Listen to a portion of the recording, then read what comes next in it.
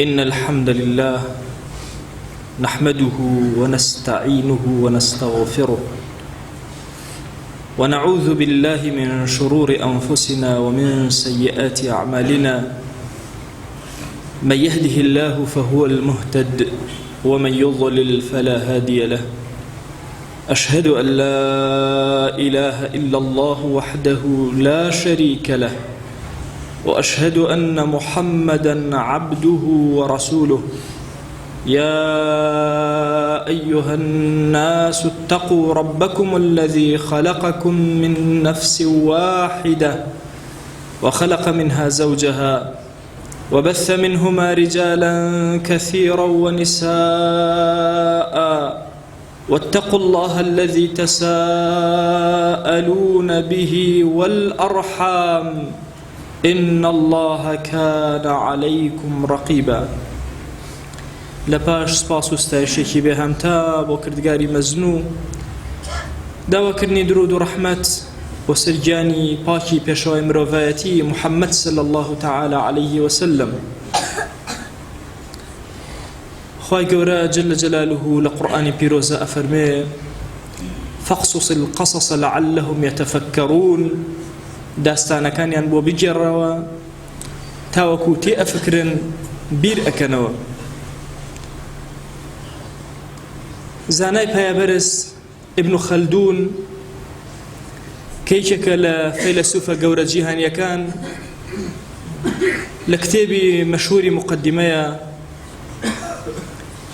باسی هەموو هێز و توانا و دەوڵەتەکان ئەکات کە نەخۆشەکەون پیر ئەبن هەیانە ئەمرێت هەیانە ئەژێتەوە و خوا شیفای ئەدا و جارێکترێتەوە سەر دەسەڵات و دەور. باسە مێژوویەکان واقعەکانی ئەمڕۆی پێ ئەشوبهەیە. دیراسەکردنی مێژووی ئومەتی ئیسلام 1441 ساڵەی ئەم ئومەتە پێویستی بەوە هەیە کە تێبفکرین و لەگەڵیا بژین. هەموو زەمانەکان ئومەتی ئیسلامی گیرۆدەی ئەوە بوون کە لە ڕێلادان و لە خوالادان و لە دینلادان رب العالمین بە قەدەرێک ڕێکی کردوونەتەوە. 800 ساڵێک لەمەوە پێش 800 ساڵ ئەم ئومەتە خاوەنی کیانێکی زۆر گەورە بوو. لەسەر تاسەری زەویە فورس و ڕۆم نەما، تەنها خاچپەرستەکان مابوون لەگەڵ ئومەتی ئیسلامیە کە جەنگ و جیهاد لە نێوانیانە دروست ئەبوو. لەم کاتەیە موسڵمانان غافڵ بوون لە دوای نەسرەتێکی زۆر، لە دوای گرتنی نیوەی دنیا. جەنگی موسڵمانان گەیشتە قەراقی سین. موسڵمانان زۆر شوێنی سەرزەوی بەدەست ئەمانەوە بوو. خاچپەرستان زۆر لە جەنگەکانە زەلیل و داماو بەدەستیانەوە. دەیان حەملەی گەورەی خاچپەرستی هەمووی تێکەشکا، بەڵام لەبەرەوەی موسڵمانان دینداری و خواناسیان کورت کردەوە چەند قوسێکی بچووک و ئاگایان لە زۆر شتی گەورەی ئەم دینە نەماخوا بەڵایەکی زۆر گەورەی بەسەر جیهانە هێنا. ئەویش بەڵا و مصیبەتی گەورەی تەتار و مەغۆل بوو. ئەو بوو جەنگیز خان لە ساڵی 600ەکانی هیجریەوە دەستی کرد بە خۆکۆکردنەوە، خۆ ئامادەکردن، دروستبوون. کاتێک کە توانی سەیتەرەکە بەسەر سینە و زۆر شوێنی دنیای داگیر کرد، هێرشی بەرەو شاری خوارزم هێنا، دەوڵەتی خوارزمشا کە دەوڵەتی خوارزمشا ئەگەر بە حسابی ئەمڕۆ حسابی کەین ئەڵێن ئەفغانستان و بەشێکی زۆر لە رووسیا و یا با بڵێن بەشێکی زۆر لە ئیتحادی سۆڤیەتی و واتە ئۆگز ئەوز پاکستان و ئەو وڵاتانە هەموو هەتا ئەگاتە ئێران، هەتاوەکو بەشێکی زۆر گەورە لە هیند کە کشمیری ئەمڕۆەکە هەمووی لەژێر دەسەڵاتی یەک کەسی موسڵمانە بوو.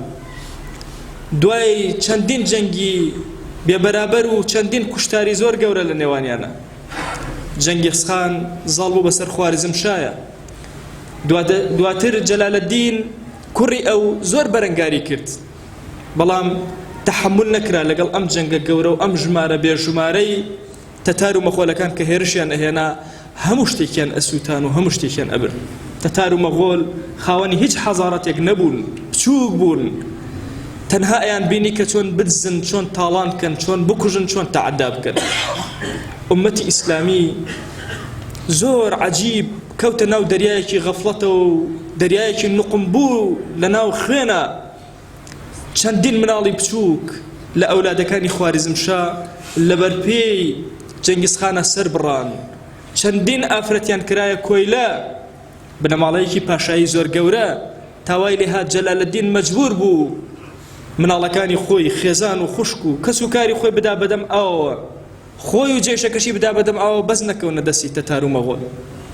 تەتار و مەغۆڵ هێرشیان هێنا، جەنگیز تەواو بوو، نۆبەی هۆلاکۆ. ئومەتی ئیسلامی ڕۆژ بە ڕۆژ ئەشکێ هەتاوەکو تەپرێز بۆتە باشترین شوێنێک بۆ ئەوەی هۆلاکۆ تیا نیشتەجێ ببێ. هێرش بۆ سەر بەغدا، بەغدای پایتەختی حەضارەت، بەغدایەک نزیکەی 500 ساڵ حکمی هەموو جیهانی کردووە. هەموو ئەو گەورە کەسانش کەوا لەناو ئەوروپادا ئەنران ئەبوایە جۆری ئیزن و پرسێ بە خەلیفەی موسڵمانان بکرایە، نەبادا تووڕە بێ و لێیان عاسی بێ و هێرشی خاسپەرستی، یا با بڵێن هێرش بۆ سەر خاسپەرستیەکان دەست پێ بکاتە. ئەم بەغدا گەورەیە بەدەست هەندێک کەسی نەزان کەوت کە نەیان ئەزانی چۆن پارێزگاری لە ئومەتی پێغەمبەری خوا صلی الله علیه و آله وسلم بکەن. گۆرانی زۆر، ئارە خواردنەوەی زۆر، ڕقص و سەمای زۆر، ئومەتی داچەنی، ئومەتی نەخۆش خست. هەتا ئەوە بوو هۆلاکۆ هاتوو بەغدای داگیر کرد بە یارمەتی ئیبن العەلقەمی کە وەزیرێکی بەغدا بوو، شیعی بوو. هاتن بەغدایان داگیر کرد بە هاوکاری ئەم کەسە کە دواتر خۆشی بەدەستی هۆلاکۆتیا چوو. بەغدا شوێنی حەضارەت بوو، کتێبی هەموو جیهان لەوێ تەرجەمە ئەکرا، هەموو زانستی جیهان لەوێ کۆبوو بوویەوە. لەو زەمەنە تەنها دوو شوێن هەبوو لە جیهانە بۆ ئەوەی بە شوێنی حەضارەتدا بنرێ و خەڵک لە هەموو جیهانەوە سەری تێ بکە بۆی فێری خوێنەواری و فێری عیلم و تەقەنیات بێ.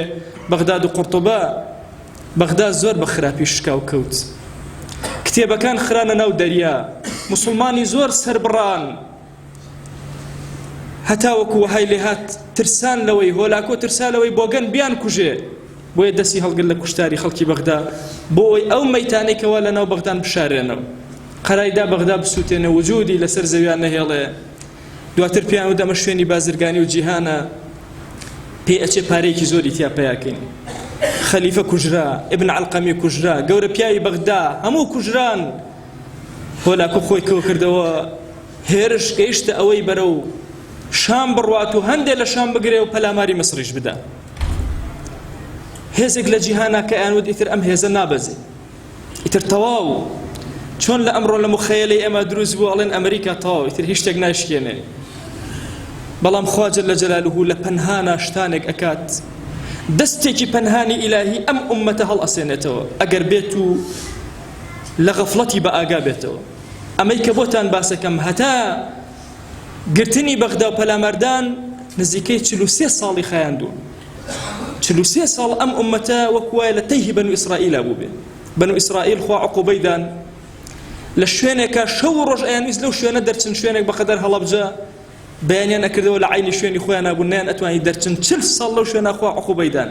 موسى عليه السلام لەوێ وەفاتی کرد، هارون لەوێ وەفاتی کرد، لە زمانی یوشع بەنو ئیسرائیل لەوێ هاتنە دەرەوە کاتێککە پاک بوونەوە. ئەم ئومەتەش 40 ساڵ بەدەستە تارەوە ناڵاندی، 40 ساڵ مناڵەکانی ئەدزران و ئەفرۆشران. بەڵام خوا جەل جەلاوهو لە پەنهانە بڕیاری شتێکی زۆر گەورەی داوە، شتێک کە تەوەقوعی ئینسان شمولی ناکە، بڕی ناکە، بڕوا ناکە. دوو مناڵ لە مناڵەکانی وەچەی جەلالەدین، مناڵی خوشکێکی جیهان کە بریتی بوو لە مەحموود لەگەڵ کچێکی جەلالەدینی خوارزمشا کە بریتی بوو لە جیهاد. ئەم دوو مناڵە پێکەوە یەکێک لە خادیمەکان دەری کردن. دواتر گەیشتنەوە جەلالەدین، دوای دزران، دوای فرۆشان، دوای کرانە کۆیلە، ناویان گۆڕا بە قودس و چلنار یا گوڵنار.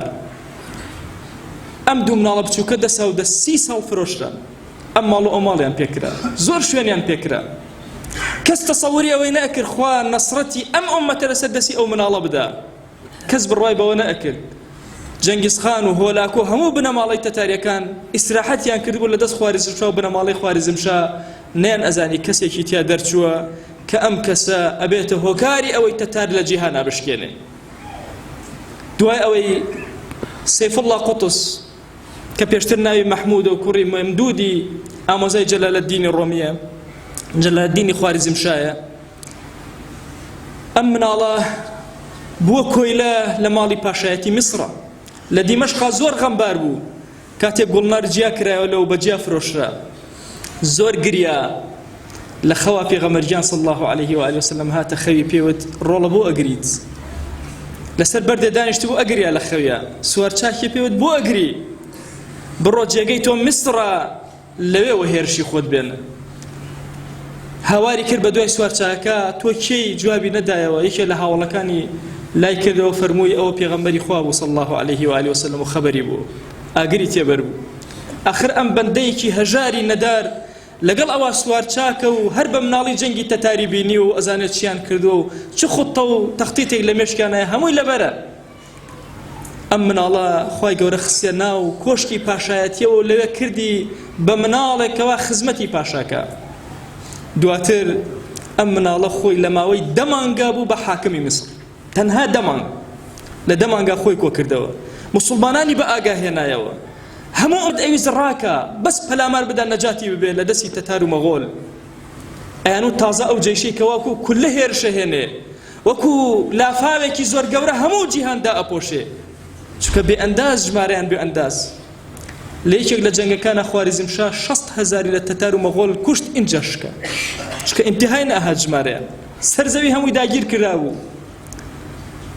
هات مسلمانانی کۆ کردەوە و هەندانی عزی کوڕی عەبدولسەلام زانای پایەبەرز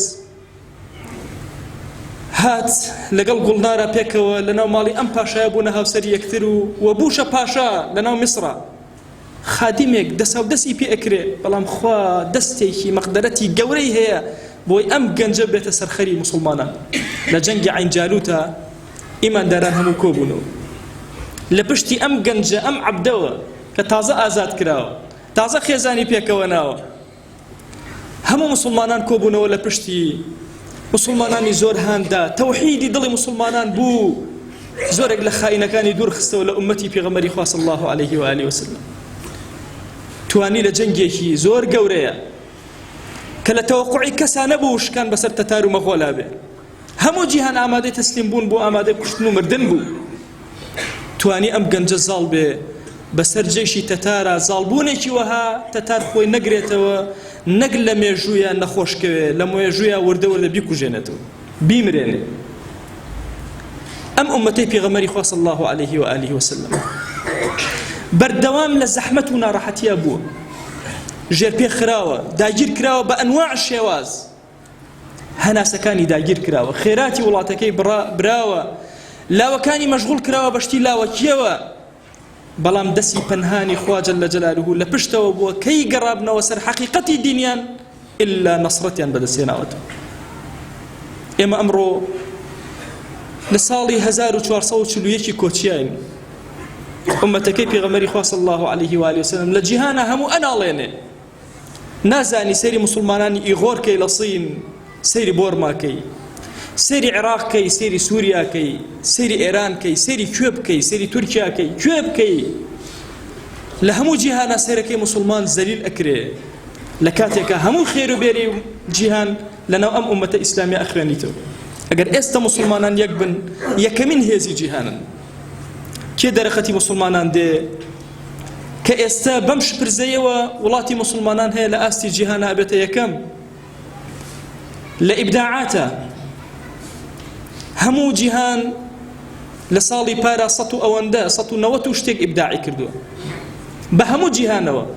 ئومەتی پێغەمبەری خوا صلی الله عليه و آله وسلم بەتاقی تەنها بەم پچڕەی کە هەیە 180 و زیاتر ئیبداعات لەناو ئومەتی پێغەمبەری خوا صلی الله عليه و آله وسلم کراوە.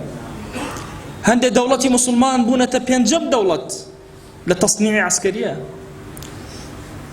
ئێمە مسلمان لو أتى زمني أو من هات بأجر بقرين ولا إخوة جل جلاله خوا نصرتك زور جورا من بدات لم همجي استدرتين إما خلقك كم نين إما لمليار تجاوز من كرت إما بيسمن ببوجانوي كي زور جورا بيسمن بويك قران كاري بسر خوا ما نبيني زور جار هبوك كسك بفكري بشوكي خوي وازاني ولم سوتشو إسلام سرك وزور إجمان دوبو دواتر هیچی شی پێ نەکراوە بەڵام بەردێکی داناوە لەسەر بناغی ئومەتی ئیسلامی و گەورەی کردووە ئێمە پێویستمان بەوەیە کە هەر یەکێکمان لە ئاستی خۆیەوە بە سووک سەیری مناڵەکەی نەکە بە سوور سەیری مناڵی گەڕاکەت مەکە پێچێ ئەو مناڵی کە تۆ زۆر سووک سەیری ئەەکەی ئەو مناڵە قوتس بێت و ئەم ئومەتە ڕزگارکە لەو ئەچێ ئەو مناڵە عەجوولەی لەناو مزگەوتایە ئەوە سەرخەری ئەم دینە بێ ئێمە نازانین هەوما لە جەنگی عین جالوتە حیاتی ڕوکنەدین بێبرز ئەخوێنینەوە کە یەکێک بووە لە عەجوولترین مناڵەکانی زەمانی خۆی بەڵام لە خزمەتی سەیفەدین قوتزە ئەبێتە پاڵەوانێکی زۆر گەورە و لەشکری بەرامبەری ئەشکێنە چەندین جار دواتر هۆلاکۆ خۆی کو ئەکاتەوە پەلاماری حەڵب ئەدا لەسەر دەستی بێبرز بە ئاسانی ئەشکێت چونکە ورەی ئومەت بەرز بۆتەوە جارێکی تر ئێمە لە زەمانی تەقەلوباتی زۆر گەورەین پێویستمان بە هێزی گەنج هەیە هێزی مناڵ هەیە بۆ ئایندەمان باو با پیرمان جوان دینداری خۆی هێنا و نەفەوتە ئەم زەمانە کە ئێمە مەشغوڵ کراوین بە شوبهات و شەهەوات پێویستمان بە خۆڕاگرێکی زۆر گەورە هەیە و پێویستمان بە چاوەڕوانی نەسڕێکی زۆر گەورە هەیە هەر یەکێک لە ئێمە ئەگەر لە یەک گوناه هۆی بگێڕێتەوە دڵنیا بێ بەردێکی داناوە بۆ دروستبوونەوەی ئومەتی ئیسلامی هەر کەسێک لە ئێمە ئەگەر خەیرێکی وت بە زمانیا هات خەیرێکی کرد لە ژیانیا کردەوەیەکی ساڵحی کرد بزانێ گۆشە سووچێک نگایەکی بچووکی بۆ ئەم ئومەتە خسوتە بەردێکی خسوتە سەر بەرد کە ڕۆژێک لە ڕۆژانە ئومەتە هەڵ ئەسێتەوە سوود لەو ئیشەکەمەی ئەو وەرەگرت لەوە ئەچێت زەردەخەنەی تۆ بەرامبەر بە بێدینێک بەرامبەر بە کەسێکی تاوانبار دەستگرتنی گەنجێک ببێتە سەبەبەی سەرکەوتنی ئەم ئومەتە و گەڕانەوەی ئەم ئومەتە بۆ کۆشک و تەلاری گەورەی سەڵتەنەتی جیهان کە سەڵتەنەتی جیهان پێویستی بە عەدالەتی خوا هەیە عەدالەتی خوش بغير آيني بيروزي إسلام بربانا بلا جهانا خواهي جان إمي گونهبار هاتوين تيكيك لمالكاني تو لخزمن ميجوي بياوانكي زور قوريا وستاين إلهي بخواوكو زماني تتار ومغول خنمان لأتشكي ناموسي مسلمانان هتك أكري زور قورا بياوي أم أمة لسجن أندري زور مسلمان أسريتوا يا إلهي هانا من برحمتي توهناوا إما أمة كيف غمري خوان صلى الله عليه وآله وسلم خوا دروازي خير لم أمة بكروا